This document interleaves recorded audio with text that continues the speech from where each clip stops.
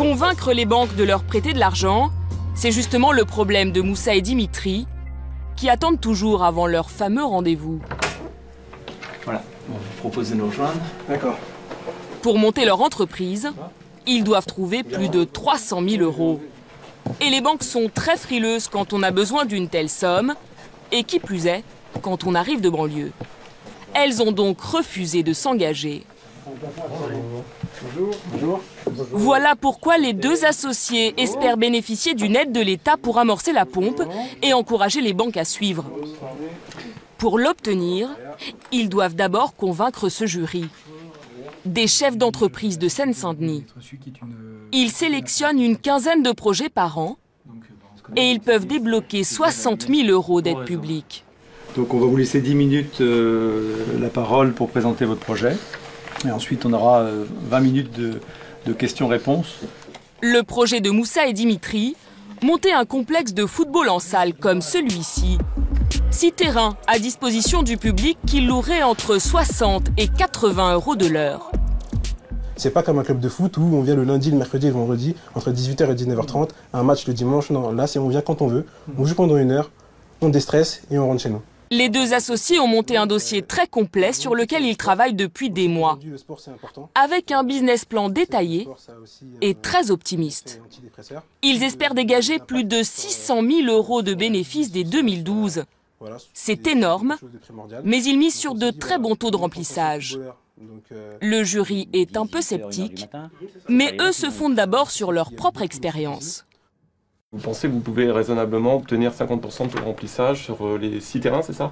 On pense qu'on peut avoir raisonnablement 50%, tout simplement parce que moi-même je fais souvent les essais, donc j'appelle les autres structures qui existent et j'essaye de réserver pour le lendemain.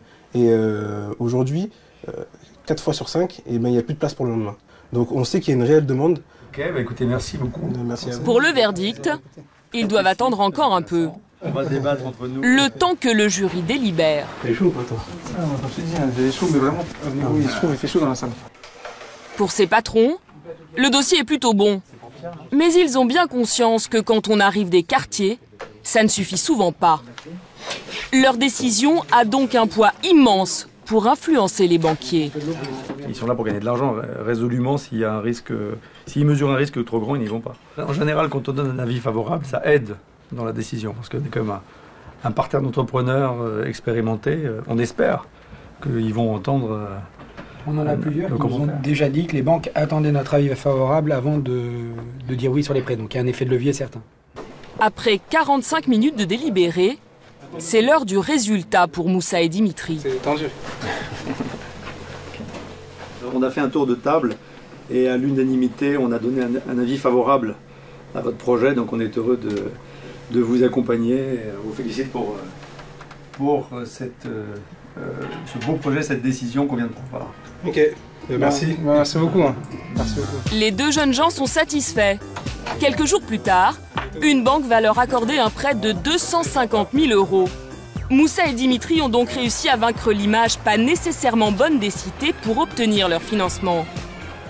Nous avons retrouvé Moussa une semaine après son grand oral. Cette fois, pas de costume cravate, c'est soirée foot. Mais malgré les apparences, notre jeune entrepreneur n'est pas seulement là pour s'amuser. Il est surtout venu faire des affaires. Ça va bien? Ça va et toi? Ouais, ça va. T'es venu jouer au foot? Pas avec des banquiers ou des investisseurs, mais avec des chefs d'entreprise d'Aulnay-sous-Bois. Comme aucun d'entre eux ne fait partie d'une association d'anciens élèves de Sciences Po ou d'un club UP de la capitale, ils ont décidé de créer leur propre réseau d'entrepreneurs pour s'entraider. Le principe, des contacts et des discussions à l'occasion d'un match. Et c'est après la partie que les choses sérieuses commencent. Badr vient de faire une rencontre très fructueuse. Le patron avec lequel il discute lui donne des conseils sur la création d'entreprise. Il y a des aides de l'État pour ton business, des travaux d'aménagement jusqu'à 23 000 €. Moi ça m'intéresse ça. Et là c'est tout de suite. Moi ça m'intéresse parce que personne m'en a parlé. Personne m'en a parlé. Et pourtant j'ai fait les recherches.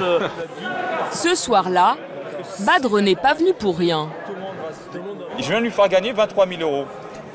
2 minutes d'échange, 23 000 €. Alors 1 heure d'échange, C'est super rentable. Ah, c'est clair. Moussa, lui aussi, est venu chercher des conseils. Souvenez-vous, il veut ouvrir un complexe de foot comme celui-ci. Alors il approche le propriétaire de la salle. Mais il a un peu moins de chance. Entre concurrents, l'entraide c'est plus compliqué. Et sinon, en termes de conseils, qu'est-ce que tu pourrais me dire par rapport à toutes les difficultés que tu as eues? T'installer super loin. Non mais à part ça, parce que ça c'est vrai que tu m'as répété une douzaine de fois. Donc à part ça, vraiment non, parce que finalement on est là pour s'entraider un peu quand même. Vraiment. Business is business. Car ils ont beau s'entraider, tous savent ici qu'être patron dans les quartiers, cela reste difficile. Même lorsqu'ils sont installés depuis longtemps.